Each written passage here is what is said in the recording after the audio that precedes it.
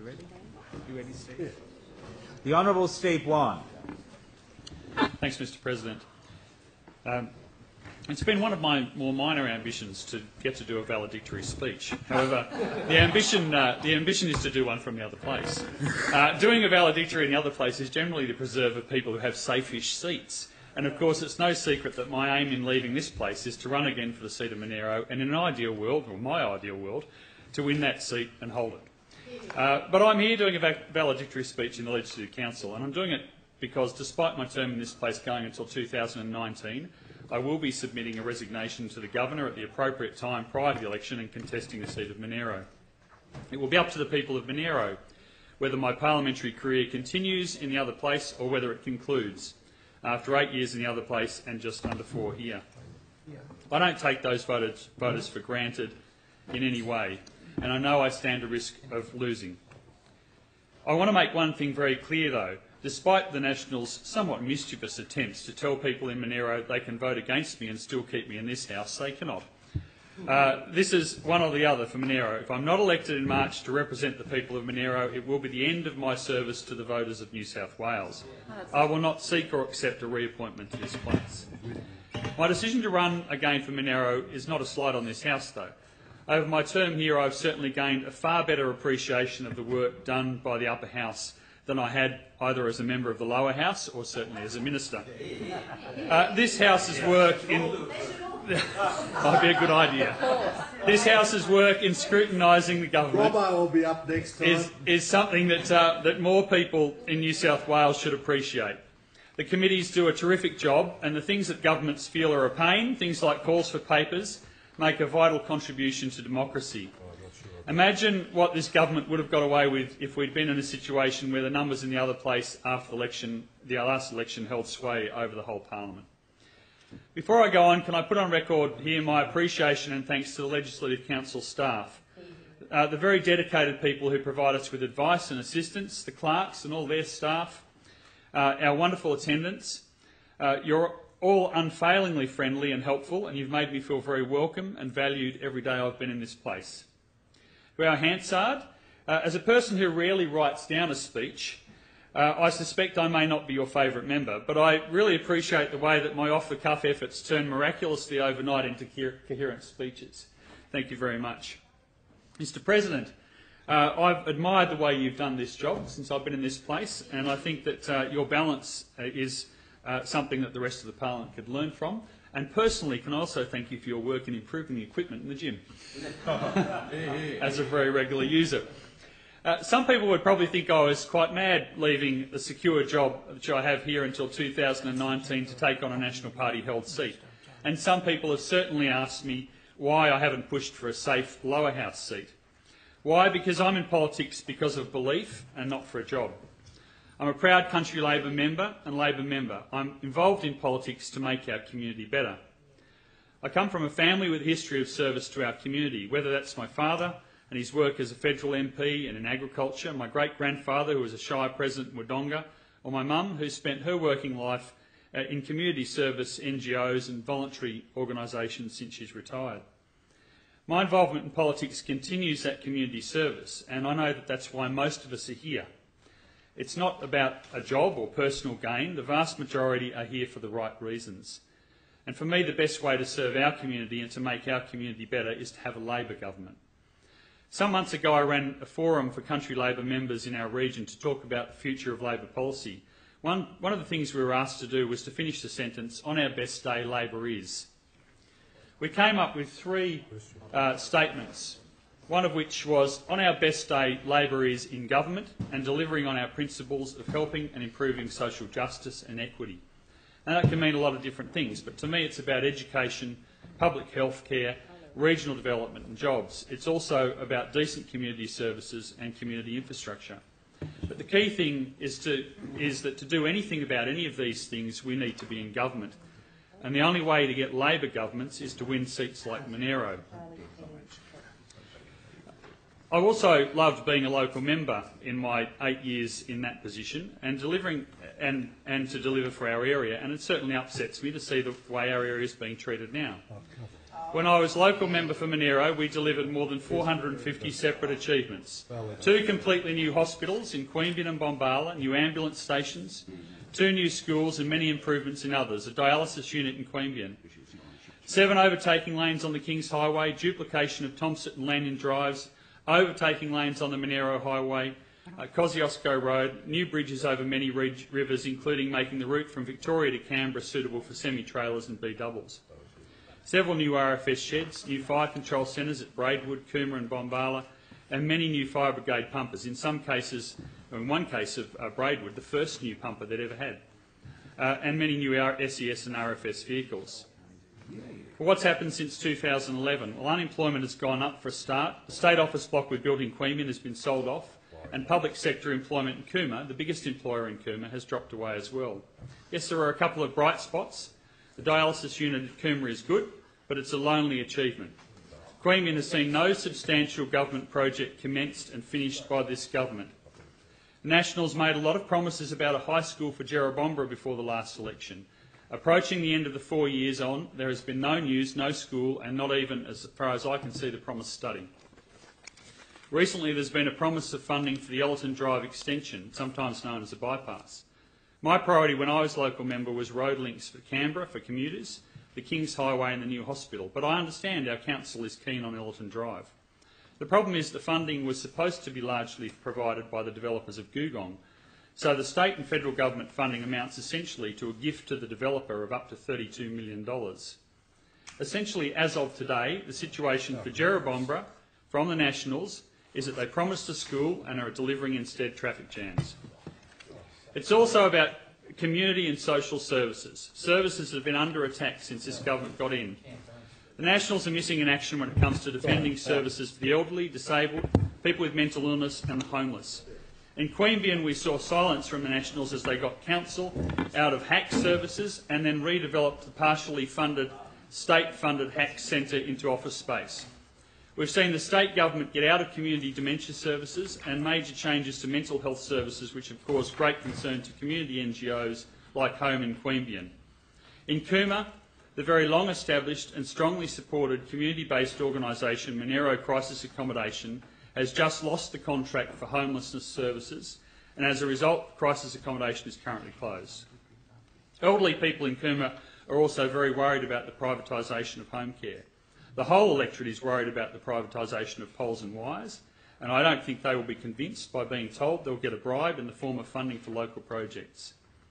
And a large number of people in the Monaro electorate want action on climate change. They support renewable energy targets, and they certainly don't support the Nationals' campaign against renewable energy in our region. I'm running again because our region has always needed strong representatives. At a time when there is Liberals, Nationals governments at federal level, as well as state level, that becomes even more important. Where are our local federal Liberals and Nationals to defend the renewable energy target? And the jobs could go with Boko Rocks wind farm next stage potentially not proceeding.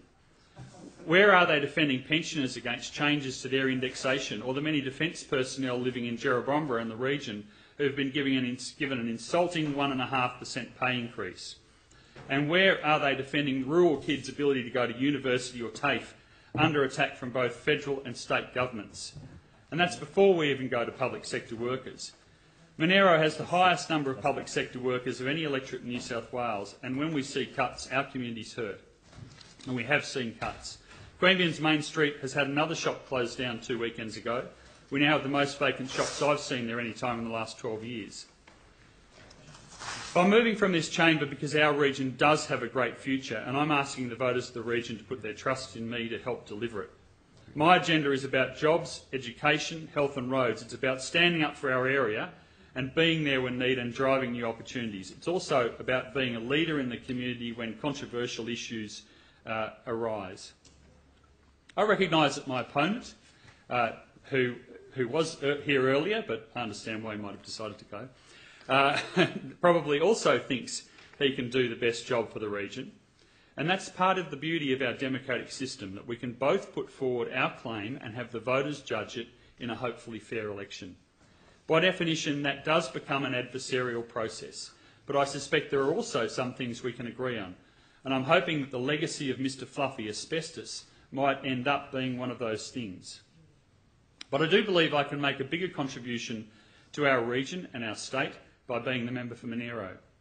My time in Parliament so far has been eventful. I was originally asked to run for Monaro by Bob Carr for the 2003 election. At the time I said, I'll do it if you meet my wish list of projects for Monaro. I've since discovered that some people, when asked that same question, seek assurances on ministerial positions, and perhaps I should have done it as well. But I've served under Premiers Carr, Yemma, Rees and Keneally. In all cases, with my number one priority, the people of Monaro. I had the privilege of serving as a minister from 2009 until 2011, and that was hugely satisfying. Morris Yemma actually first tried to get me into the ministry, but was rolled and forced out. I was opposed to that and argued against that change, just as I did when Nathan Rees was rolled. Those days have probably been the low points of my parliamentary career so far. Despite that, I have great admiration for the leaders that I've served. Morris won an amazing election victory in 2007, and he didn't deserve to go the way he did. Nathan Rees has become a friend, and his valedictory, he went through some of the things he achieved. I was finally elected to the Cabinet when he was Premier and enjoyed serving with him. He responded to our Country Labor agenda introducing the Building the Country program, with some well-focused programs including, amongst many other things, the country halls, and a program which has seen a communications company called CountryTel providing broadband internet in some parts of the state which wouldn't have otherwise got it. As I said, I opposed his removal, but after it happened, I also enjoyed serving with Christina Keneally. Christina was a Premier and I was Emergency Service Minister when we massively boosted RFS funding in response to the Victorian Bushfires Royal Commission, introducing the new fire ratings, neighbourhood safer places, rolling out defibrillators in trucks and many other things. She also responded very positively to natural disasters, including a massive locust outbreak, agreeing to provide some $18 million in additional funding to bolster the Pest Insect Fund. And each of the Premiers I served provided farmers in drought with support and an extensive network of extension officers. I've always said no one should enjoy a single day in opposition, and there's no doubt being in opposition sucks. However, we have over the last 4 years done some very good work from a tough base. In the portfolios I'm Shadow Minister in, we've done some good policy work and highlighted the government's failure in a number of areas. But more important than that, we have a strong positive agenda. Our leader, John Robertson, has been absolutely tireless since we went into operation, and I appreciate his efforts. I would like nothing better to be a member for Monaro and a minister in the Robertson government in April next year. There is a lot for us to do in the many portfolios which I cover, but particularly I've focused on the great opportunities our primary industries, and particularly agriculture, have in taking advantage of the Asian century. The free trade agreement which the Commonwealth Government has just indicated it's going to sign offers us potentially fantastic opportunities, but we need to have a government which is in place and focused on actually developing those opportunities from the ground up. Even though I am hoping this won't be my last opportunity to do this in the Parliament, I do want to make a few very special thank yous to finish off with. I continue to be supported by some fantastic Country Labor people in the Monaro area, indeed in many other parts of the state as well. But thank you to our Monaro branch members and my campaign team, many loyal supporters who come up to me in the street and tell me how much they want me to run again. Thanks in particular to Joel Anderson, who's been working with me since I came into this place in 2011. I don't know, watching on the TV, I suppose. Could be bothered. I suspect that I haven't always been the easiest of bosses, a little grumpy at times, and going from having the staff and resources of government to being in opposition with one staff member hasn't always been easy, but I do appreciate the effort. And to my colleagues here, I look forward to working with most of them in the next term, and I wish all of those who are leaving the best of luck in their futures. I do hope that I get the opportunity to work with many of my colleagues, friends, and I can't say there is any of my colleagues that I dislike, and I think that's pretty good from a period in the Labor Party, but also in the Parliament. So thank you very much for your friendship. Most importantly to my family, my kids. Madison has managed to make it today. She's here with me. 21 on Saturday, so happy 21st for Saturday, Maddie. Lachlan, my son, is in Melbourne. He's studying in Melbourne now, but currently, I think, doing an end of semester camping trip somewhere with no reception. They were both under 10 when I came into Parliament, and I started commuting to Sydney. They're both living in different cities at university now, but they both put up with Dad being away a lot as they grew up, and I love them both for being so great about it all the time. They're very special children, or young adults. My mum and Dad, of course, who have always been there and very supportive, and Cherie's mum and dad and all our extended family and friends, always very wonderful and very valued. I'm about to run in my 7th election as a candidate in March, none of them ever in a safe seat. I've spent 12 years, and hopefully many more, being essentially a FIFO worker coming to Sydney, and I am still very happily married. My wife Cherie has been consistently supportive and loving all the way through, and it's a great testament to her belief in what we are doing and in me that she was the one who finally said to do it when I was considering whether to resign from this place and run again for Monaro. I wouldn't be running without her support, and if the people of Monaro give me the honour of representing them again, I know that I'll be doing it with Cherie's support, and I do very much love her and thank her for doing that. She's also at work in Canberra today, so not able to be here. But I thank everybody who's been made the last 3.5 years in this place a great experience, and as I said at the start, I do thank all the staff at this place for helping to educate me on the value of upper houses, and I thank you all for listening today.